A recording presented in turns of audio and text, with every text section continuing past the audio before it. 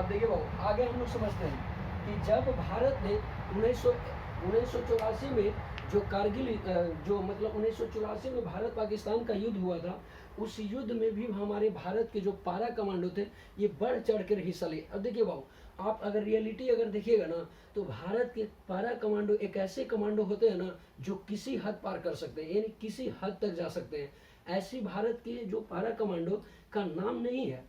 भारत के पारा कमांडो एक से एक मतलब कि ऑपरेशन में भाग ले चुके हैं। और भारत के पारा कमांडो जो होते हैं ना, ये पूरी तरह से बाबू किसी भी हालात में इनको उतार दीजिए, एकदम उस मतलब किसी भी हालात में उतारिएगा ना, तो पूरी तरह से जीतने पर क्या होते हैं, मतलब पूरा राय रखते हैं।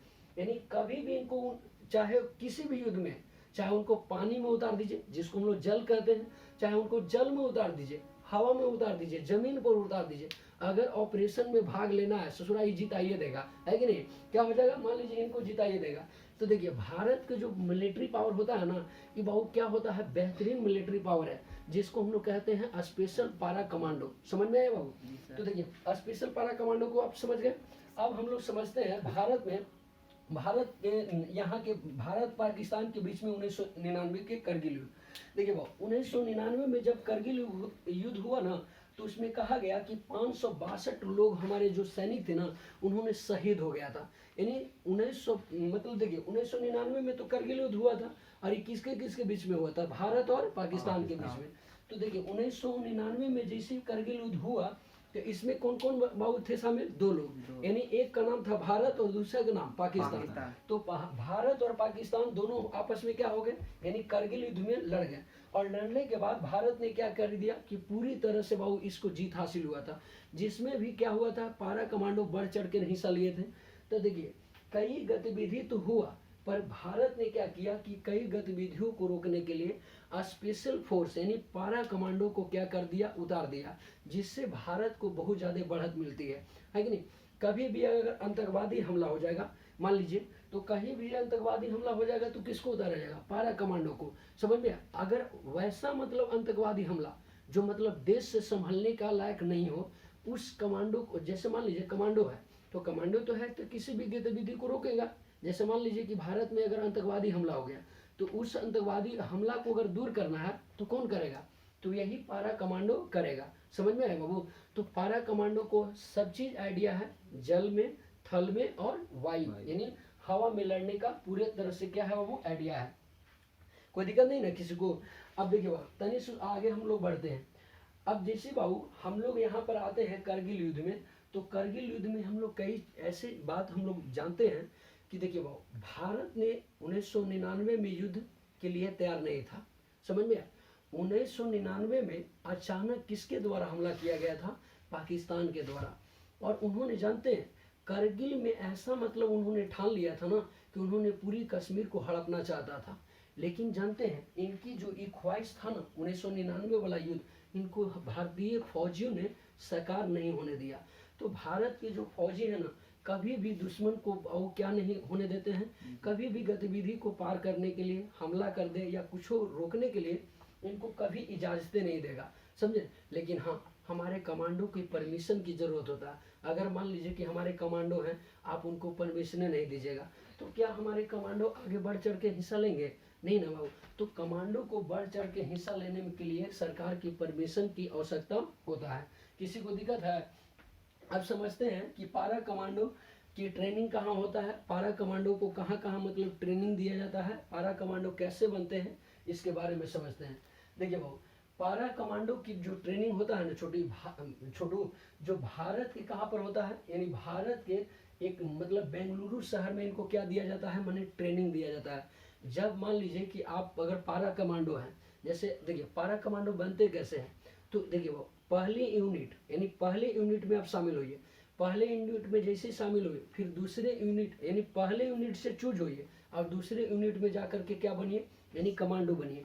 तो देखिए ये क्या होते हैं कि कमांडो तो बने, पर कमांडो का ट्रेनिंग कैसे कैसे होता है इसके बारे में समझेंगे। तो देखिए बाबू, पारा कमांडो का ट्रेनिंग कहाँ कहाँ होता है, तो आप कह दीजिएगा बेंगलुरु, और दूसरा में कहाँ होगा, आगरा में। तो देखिए आगरा और बेंगलुरु, तो पारा कमांडो की ट्रेनिंग कहाँ कहाँ होगी, आगरा में और बेंगलुरु में। समझ में? अब पारा कमांडो में सभी लोग नहीं जा पाते हैं, पारा कमांडो में सभी लोग नहीं जाएंगे। जैसे मान लीजिए कि कभी कभी आप लोग देखे होंगे कि पारा कमांडो में सभी लोग चल जाएंगे, नहीं, वो लोग जा सकते हैं ना जिनमें साहस हो, वीरता हो। ऐसा नहीं है कि मतलब कि सब के सब यहाँ पर बन जाएगा।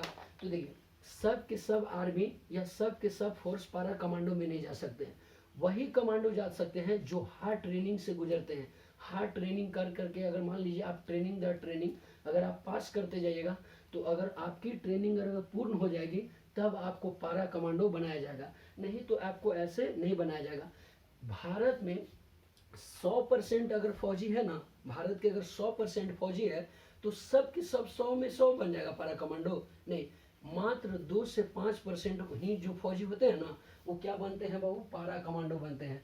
अब देखिए बाबू, पारा कमांडो का सबसे प्रमुख हथियार क्या होता है, इसके बारे में समझते हैं। देखिए बाबू, पारा कमांडो का मुख्य हथियार जानते हैं क्या होता है, उनका पाराशूट। क्या, जैसे मान लीजिए पाराशूट नहीं रहेगा तो हमारे जो मतलब कि पारा कमांडो है उनको तो बाबू वायु में, थल में और जल में, तीनों में हमला करना होता है। तो देखिए, जल में और थल में, यानी जल और थल में तो पाराशूट की आवश्यकता नहीं होगा, पर वायु में जो हवा में होते हैं, जैसे मान लीजिए कि हमको किसी भी देश पर अगर हमला करना है या किसी भी देश के अगर बॉर्डर में घुस करके हमला करना है, तो हमला करना है तो हम तो शरीर पर क्या करने लगेंगे, पाराशूट बांध ले रहेंगे। और पाराशूट बांध करके, और अगर मान लीजिए कि हमको मान लीजिए ड्रॉ करना है किसी भी बॉर्डर के उस पार, तो ड्रॉ करना है तो हम जहाज हमारी घुसेगी, और जहाज घुसेगी तो हमारे पारा कमांडो क्या होंगे, जहाजे पर से जंप लगा देंगे, समझ में। तो जंप लगाएंगे, तो जंप लगा देंगे ऐसे ही जब तक उनका पाराशूट नहीं रहेगा। तो देखिए, जैसे जंप लगाते हैं, जैसे नीचे आते हैं उनका पाराशूट खुल जाता है, आराम से उतर जाते हैं नीचे, यानी हवा से एकदम आराम से, यानी हवा का मतलब आकाश से तुरंत निकल कहाँ उतर जाते हैं, इस जमीन पर। तो देखिए, पाराशूट अगर मान लीजिए हमारे कमांडो का नहीं रहेगा, तो क्या हमारे कमांडो इस मतलब वायु सेना में जो हमारे जो गरुड़ कमांडो है, ये गरुड़ कमांडो तो पाराशूट ही लगा करके कूदेगा या जंपिंग करेगा। जब तक इनको पाराशूट नहीं रहेगा तो ये बात कूदेंगे तो ये कैसे क्या हो जाएंगे, मतलब तुरंत मर जाएंगे। तो देखिए, इनको बचने के लिए क्या होना चाहिए, पाराशूट होना चाहिए। अब मान लीजिए कि आप 90,000 के या 30,000 के अगर ऊंचाइयों से आप जंप लगा रहे हैं, तो जंप लगाइएगा तो पूरी तरह से क्या होगा, पूरी तरह से कामयाब नहीं हो पाएगा। तो नहीं होगा तो इसको क्या होता है कि हमारे जो सरकार होते हैं, ये क्या होते हैं कि 15 किलो या 10 किलो का पाराशूट इनके देह पर बांध देते हैं। किनके, यानी जो हमारे कमांडो होते हैं, उनको कमांडो पर क्या होते हैं बाबू, यानी 10 किलो या 12 किलो या 15 किलो का पाराशूट जो होता है ना, जैसे इनको पास डबल पाराशूट होता है, एक 5 केजी का होता है, 15 केजी के, तो टोटल पाराशूटों का जो वजन होता है ना 20